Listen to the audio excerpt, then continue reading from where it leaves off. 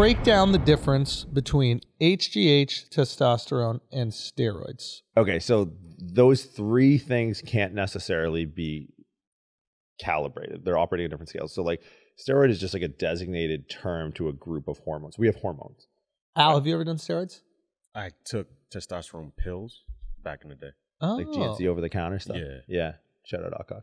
Well done. And so here's the thing. And there, I don't know if it was similar. Can you do that? But we talked testosterone over the counter you can just buy? back in the day. And like, it was called like methylated testosterone. Uh-huh. And it was in the little glass cabinets, right? That stuff, your parents would have given you that, you would have had some issues. So you can kind of, it's a wash. They didn't give you HGH, whatever, but they didn't give you that either because that stuff was pretty lethal. Like I know guys that had like are on kidney dialysis right now because of the stuff they were buying over the counter back then. Oh shit. There are people in competitive sports that They were abusing it. They were going super hard. it's not those particular compounds were not hard to abuse because they were so potent and so harsh.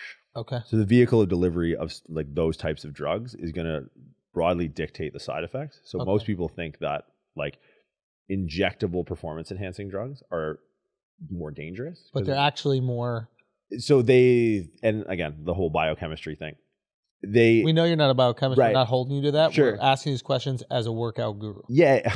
Which, wow, thanks. What did you asked me yesterday why am I not like a TikTok influencer or something like that? That's a worse accusation. Yeah, workout guru. You're a workout guru. You're a whiz kid. Fuck me and going to school. You're a workout guru. That's what you are. So a lot of people are like, oh, well, right, you inject heroin, that's bad for you. Yeah. Inject performance enhancing drug, that's obviously bad for you. And the pills must be a little bit more innocuous. It must be easier for you when actually the way your body has to process and break down these hormones through that vehicle of delivery is usually much harsher, liver, kidneys.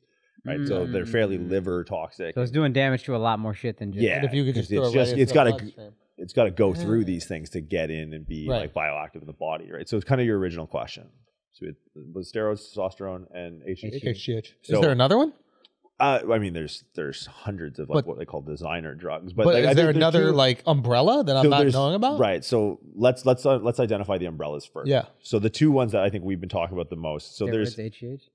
steroids and peptides. Okay. They're both hormones, right? So there's steroid hormones and peptide hormones. And those are different. Those are different. They're different primarily in their. Why do we never hear anybody talk about peptides? So it's emerging. It's emerging now in Really? from a recovery standpoint. Oddly enough. Yeah.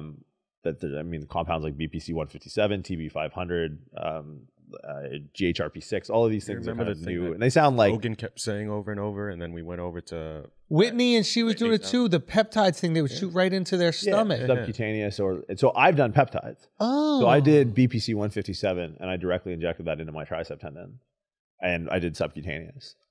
So peptides are like gray area. Some professional sports have a ban against them. They're difficult to test for. But peptides, so let's go after the umbrellas. Peptides, it can be, yes, this BPC 157, this TB 500, all of this stuff. But GH and insulin, or HGH and insulin, are also considered peptide hormones. They're much more complex and oftentimes just have to be administered through injection. Yeah. Because they are so complex, you can't, as you orally ingest them, you can't really break that down into anything that's bioactive in the body. Metformin is like a little bit of a different process. Metformin is like insulin, right? But it's an oral insulin blood glucose management thing. So umbrella terms, peptides, and then steroids, right? And they're both hormones. So this category of like steroid hormones, then that's where most of what you hear in the news and performance enhancing drugs is based around. Much easier to test for. Way more compounds, been around for longer. Peptides, really emerging new kind of market, not necessarily in performance enhancement in the way that we think about like Jose Canseco in that era of baseball, like Barry Bonds' giant fucking head. Like new peptides are really more based around recovery of like tendons and avascular tissue. So what makes your head big? Just to so that's an interesting one. Is that the HGH? HGH at high enough dose triggers a compound in your body, if I'm not mistaken, called IGF-1, insulin growth factor 1. That's when HGH starts to help not just put on muscle, which at low dose it doesn't really do that well. Right. So HGH isn't necessarily anabolic in one of its primary properties. Anabolic is like the defining term of growing, right? Yeah. Muscle tissue primarily. But once we get to the level that we have enough GH circulating that it triggers this IGF-1, that I think then starts to stimulate growth of everything. I got it. You're the blue guy from X-Men. Beast? Yeah. Oh, it's so funny. My buddy you're does. Beast. That's Okay. what it is. So I figured it all. And out. then so what happens? You're like, is, or like Hulk. You're like Bruce Banner, but like when he just goes, I'll just be Hulk the whole time. right. Yeah. But like you're a nerd, but like you're fucking jacked. Right. Yeah, this is. I don't. It doesn't. You shouldn't be like this. I don't hate that. You're like an astronaut. Thank you. Yeah. It doesn't make any sense. So Just breaking shit in the spaceship. but here's the thing. We talked about Akaash earlier. Yeah. Like, if I you- just want to make his head normal sized. So can we give him HGH? What can we do? So this is kind of my own theory about Yeah. it. So they give it to kids because when you're growing, you have these things called like growth plates in your long bones. That's right. And sometimes you'd break your. Yeah. You ever have a friend who like broke their leg and then the growth plate was affected and it wouldn't grow as long? Oh, It's called a Salter-Harris fracture. So Salter-Harris. And that's when they break the plate, and because of the growth plate fracture, their leg or arm or whatever it is doesn't grow. Yeah. Okay. Yeah, so that's like there's gradients of Salter-Harris fractures, but that's it. So as a kid, before those growth plates are closed, if we can introduce HGH, then it can increase. then it can still oh increase. wow! But once the growth plate's closed, now it's done. But there are bones in your body that don't have growth plates, right? Like your long bones, like your tibia and your femur. your head, doesn't your have a growth skull. plate. That's what I'm thinking. And that could be common knowledge. I just haven't read too much into it. But like people who get accused of like just having like the giant dome. Yeah, and, like, the Barry Bonds. probably, the Barry Bonds, yeah. Okay, so peptides are more used for recovery. Okay, so this is where it gets trickier again. So, okay, I know, right? It's hard, but it's... Give us the most like basic. Like No, just you can't. You can't. You okay. can't, dude. So Why would Whitney Cummings be doing peptides? It's not to get jacked. So she doesn't want to get probably, jacked. I mean, skin, hair, right? Nails, things like that. so all of that. There's are- like a youth serum in it. In a way. I've always heard that about HGH. It's good for anti-aging. Yeah, that's a thing. Okay. Now, I don't know to what degree, like, it's... gonna make boners, you hair. live Like longer. if we go to HGH, but I heard you get like horny more often. Your hair is thicker. The hair, I've heard, the nails. I mean, it's all, I guess, would trigger or nails. stimulate like collagen deposition or collagen formation in your body. Okay. So that might be part of it. A lot of not aging is just, it's not necessarily growth sometimes, but the absence of death. Right. So if we can stop these cells from breaking down, they're just gonna elongate the life. But that might be a fundamental difference. Yeah, But you're gonna certain things like I think what is it like collagen just stops reproducing at the same rate. Yeah. If you could increase the production or at least maintain the production of it, then you slow won't right. that's it. deterioration. Oh, okay, that makes sense. Okay, Now- so yeah, go ahead. Go. So I'm just trying to understand more or less how each one is used. And again, I know these are blanket statements, but Right. like peptides, for example, if a guy just wants to get absolutely fucking shredded, ripped, is he on peptides? So peptide. So if you want to get shredded ripped, probably like human growth hormone is in the mix at some point. It doesn't have to be. So it's a cocktail. People are using more than one of these. I would imagine so. And there's yeah. not a specific category for each one. There is, but it gets complicated because people are crossing both of those umbrella terms. So People give will- me the most basic, easy to understand one, and then we'll build on that. Like, what is the rudimentary? Hey, you want to gain more muscle? You just want to do this? What do you take? So the simple one about gaining muscle, the process of like becoming like quote unquote anabolic, insulin is your most anabolic hormone there is. So people are just shooting insulin. Yeah. I mean, it's not Yeah, necessarily yeah. the safest way to do it. By orders of magnitude, it's probably the most, if not the most dangerous drug that people take. Because it's like if your body doesn't have enough available blood glucose to start to store, that insulin's still working. And you actually store a decent amount of blood glucose in your brain. So this is no different than any diabetic that would go into like some sort of Coma.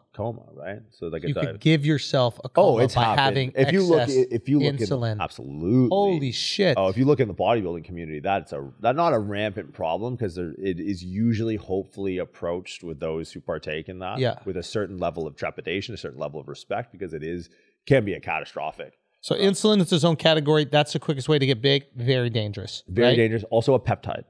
It's a peptide? It's a peptide in its category of its umbrella term. Yeah. Got you. Okay. Peptides, word is still out. People Right. are starting to dabble in them. Not people who necessarily want to be jacked, Right. but there are some ways where it could It's increase. a really new cool frontier on like regenerative medicine.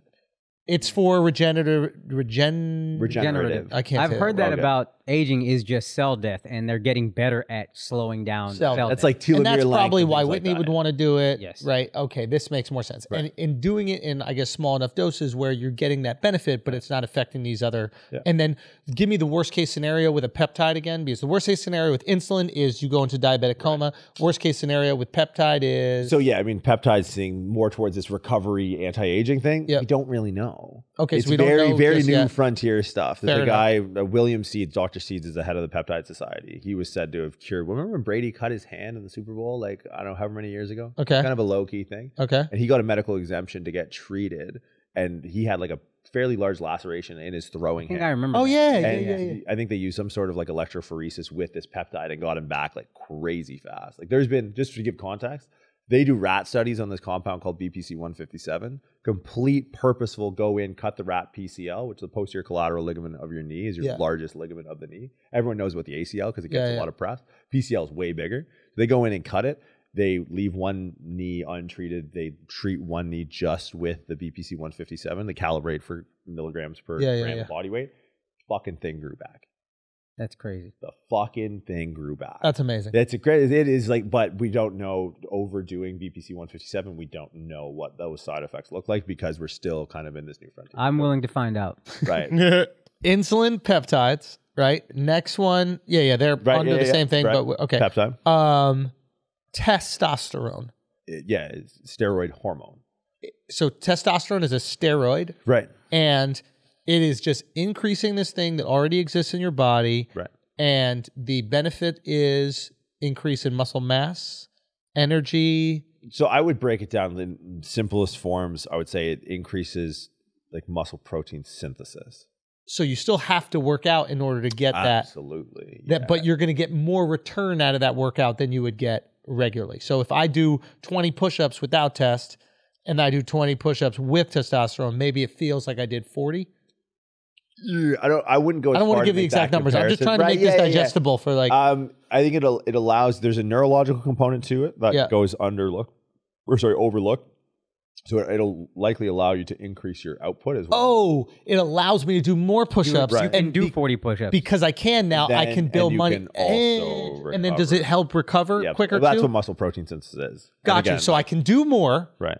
Because it's giving me more energy and more strength. It might be like a myelination, like a neurological thing. So in a I'm way thinking that's that I can. transmission. Kind of. So now let's subdivide. This might help. Yeah. Let's subdivide. Like real quick. Just so the reason why recovery is important in this is because muscle growth is recovery, right? We just, for the average person, we tear apart the muscle, more or less, basic terms, tear apart the muscle, it regrows stronger. Now I have bigger muscles. Roughly, right? So if we can tear apart the muscle more and it grows back even faster, you're going to get these gains. If this we is can the most kindergarten apply example. more mechanical tension, I think that's how I'd be comfortable with that. Sure. Yeah. Okay, so that's testosterone. HGH. So yeah, HGH we kind of discussed earlier. A peptide hormone falls under peptides with insulin, with these new experimental gray area research peptides like BPC and all that stuff. HGH increases glycolysis, decreases glycolysis, decreases your ability to process carbohydrates over time. Fairly dose dependent, it seems. Yep. Right. So dose dependent in the sense that it's like, okay, there's certain thresholds that we reach at lower doses where physiological processes become more prominent. Then as we increase the doses, we actually start to trigger and reach thresholds of other physiological events, right? Okay. So it's like, if you're taking a lower amount, this is usually probably more the longevity play. Like if you were to go to a anti-aging clinic, all these people give you a little bit of GH. And then as you go into like the professional bodybuilding world, this is when foreheads are growing. This is when the growth hormone is likely starting to assist in the anabolic process through the mechanism of like IGF-1. Right. This is just my very, very peripheral understanding of this stuff. Okay. So GH, insulin, peptide, all of that. Now, the interesting thing to break down is the steroid category. Yeah. As steroids get ranked between what's called an anabolic property and an androgenic property. Okay. Right, so anabolic, growth, right? We kind of talked about that with insulin. Yeah. Androgenic is like secondary sex characteristics, primarily like androgynous is you can't tell what sex they are. Right. So androgen is like the biggest thing that people, I don't want to say look for, but and we may have actually discussed this in the gym one day, is kind of like this is where like the roid rage thing comes in. There are particular drugs that are more androgenic, and that's going to start to promote more of like that secondary sex characteristic. So like with male, not necessarily, more so Ball like aggression. Oh, that's a female trait? No. Androgen, higher androgens would be more, because these are male hormones, right? These are male predominant. I'm just saying, but if you also get titties and you also get smaller balls, and then you're also aggressive, that may be a female returning. I think that's correlation, not causation, right? Okay. So like highly androgenic, highly androgenic. I think it's turning us into women. It's probably environmental plastics and environmental estrogens are probably doing that at scale way more than the use of also that. But I think that the female characteristics that are accompanied with a androgenic, like they're called, the androgenic ones, are aggression, being unreasonable, road rage, growing titties, and growing smaller balls. Women have smaller balls, the smallest balls, none, right? And they also are aggressive. And they, road rage, and they'll yell for no reason. So, you dig your own grave. Don't. I'm just saying. I gotta go home after this shit. And titties. It's turning us into a woman. But it's called androgenic, though. Androgenic. And why is it called androgenic? that? It's not androgenic. It's not androgenic. You just said androgenic. The first three, unreasonable. He said androgenic. No, you said andra. Androgenic. Andra. Andra.